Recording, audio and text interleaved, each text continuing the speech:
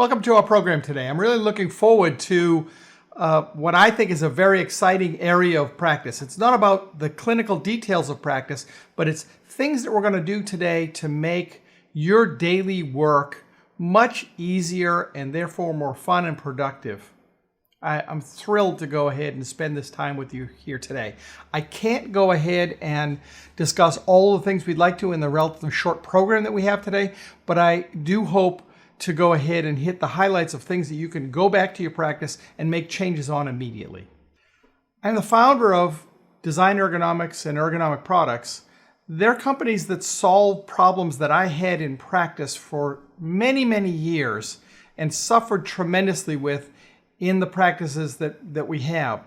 I'm happy to say that today, with the solutions that we've created there, our two practices are delightful to work in and very, very highly productive, in the top 1% of practices in North America.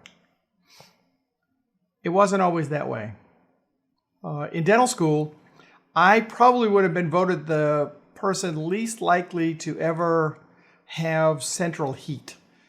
This is my backyard when I was a student at the University of Michigan, paying my way through, as you all know, the suffering of doing that. And I did have, my girlfriend and now wife, I'm happy to say, did have that deluxe car. That was the expensive vehicle in the family. That was $300. And the Oldsmobile Delmont 88 in the background was how you make a pickup truck out of a car in an afternoon with enough welding gas and beer. It earned me enough money to buy a real pickup truck, which did cost me a grand total of $350, I believe. I was from the New England area of the States originally, and after graduating and then teaching at the University of Michigan, I decided that I really had to come back to my home area. And knowing a good economy when I saw it, I moved back to an area that southeastern New England, which had at that time a 17.5% unemployment rate. This was the biggest bank in Providence, Rhode Island, which was boarded up and taken over by the feds in the early 90s the first of the financial bailouts. This building in the center of the city stayed boarded up for over a decade. That's how long the economic ramifications of that happened. So sometimes people are asking, well, how are you so successful? It wasn't because of where I was working. Let me promise you that. The factories and the employment base for my area was based on the textile industry. All of the textile companies in this area, save for, I believe now 2, shuttered up, moved down south, and then from south moved to Mexico over the decades prior. These were called ghost buildings. You notice you can kind of look straight through them.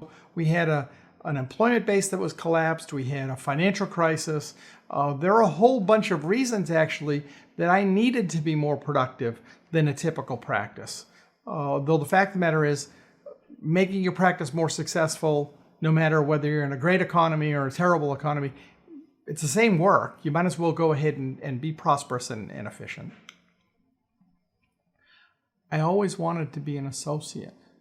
My whole goal, quite frankly, in life was to go ahead and do some great dentistry and hopefully get a chance to have a little farm and a family and live a balanced life. So my dream was to get an associate job. Apparently, I didn't make really great associate material. And so during the middle of that 17.5% unemployment time, I needed to go ahead and establish my own practice. Now remember, there were no banks. The banks had all been closed by the federal government because of corruption, a repeating theme in the United States apparently. And I didn't have a lot of money because as an associate in a practice that wasn't particularly productive, I really hadn't saved very much. I wasn't able to, paying student loans, etc. In 110 days, I had a new practice. I had been thinking about ways to be more productive while I was in the practices that I was in while I was a professor, but I was never able to put those things into action because no one was really listening to the problem. And so by borrowing money from folks that, quite honestly, they make cement shoes for people as a hobby if you don't pay the money back quickly, I was able to go ahead and be able to build this practice. The practice is still a thriving practice and a great place to be many, many years later. But this isn't really the only reason that I wanted to do this. I wanted to be able to make enough money to just survive and maybe have that little farm. But I was always hoping that with that revenue that I could do some other things. And so the greatest joy of our ability to be highly productive has actually been to change those things. And so let me tell you about the goals that I have specific beyond survival, because many of you, like me, were focused only on your individual survival, and we are able to do so much more if we're intentional. So for me, I want to build the best practice in every town in North America. I'm going to repeat that. I want to build for you the best practice in your town. I want you to be highly successful, and I want you, hopefully, to be willing to give back somehow. For me, the greatest joy in my life has been the ability to build the charitable facility with the Scheduling Institute in La Romana in the Dominican Republic. We built this facility in the Good Samaritan Hospital.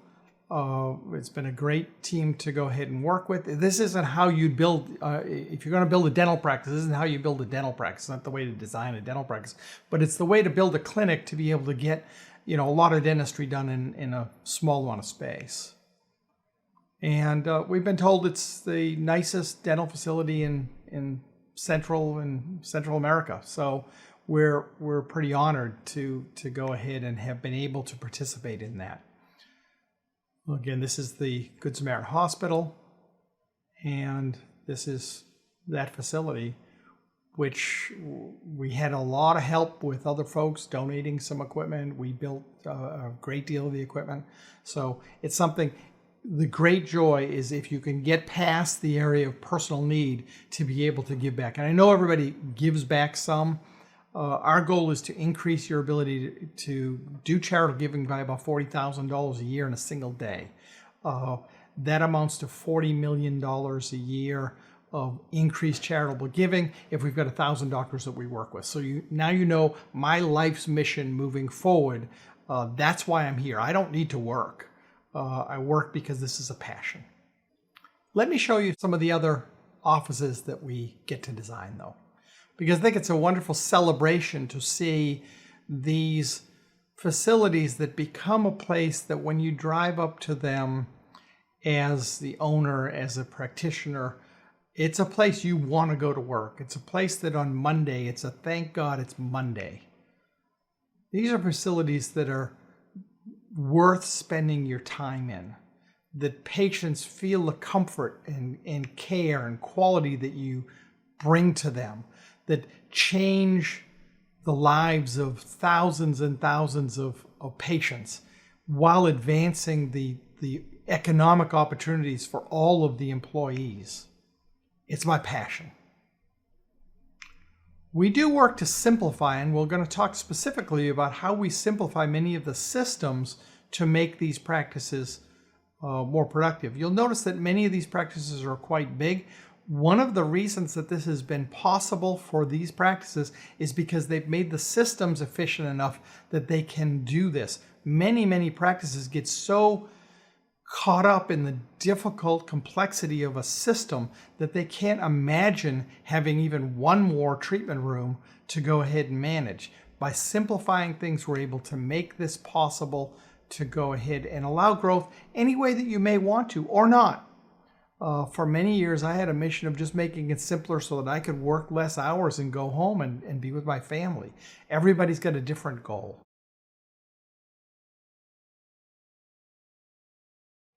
These offices do some things differently.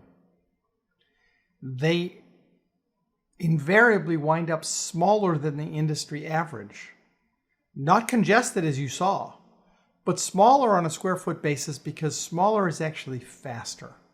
The more you spread out an office in its inefficiency, the more walking around and going and getting you have to do. So if we can know exactly what we need, then it allows us to go ahead and condense things and eliminate waste while making them more comfortable.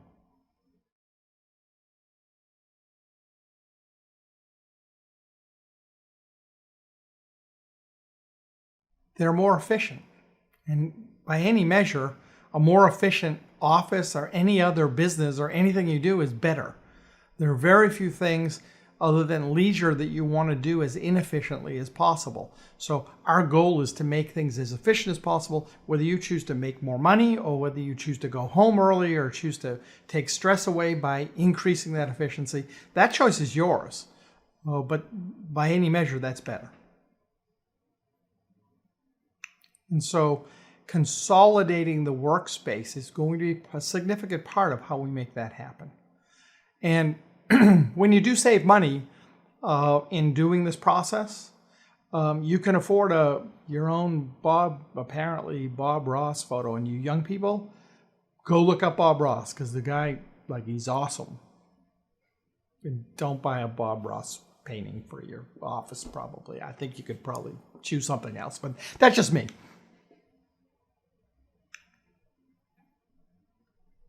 Less equipment means that you save money for you, or you save money for high technology equipment.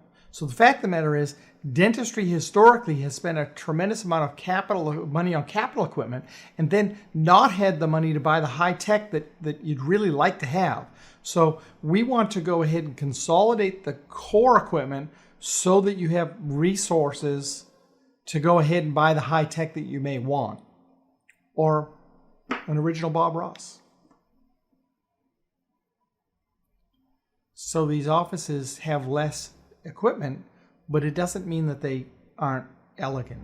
It doesn't mean that they aren't warm and friendly and inviting. In fact, the less of the equipment that patients don't want to see, the better. It's oftentimes what we look at is we get excited looking at the equipment. That's not how the patients think about this. The patients don't walk in and go, wow, I'm so glad these handpieces are staring me in the face. And so that you'll see us try to go ahead and balance the reduction in equipment and the comfort for the patient in terms of both physical and emotional comfort. We're going to mobilize. We're going to mobilize things that you only need for short periods of time in the rooms, rather than embed all of those things in the rooms all the time. We're going to talk about the sequence for that. What you really need is more operatories in most situations. And now that it's taking longer to disinfect and turn rooms around, it's even more important, if you think about it, to go ahead and be able to have the capacity for higher room count anytime possible.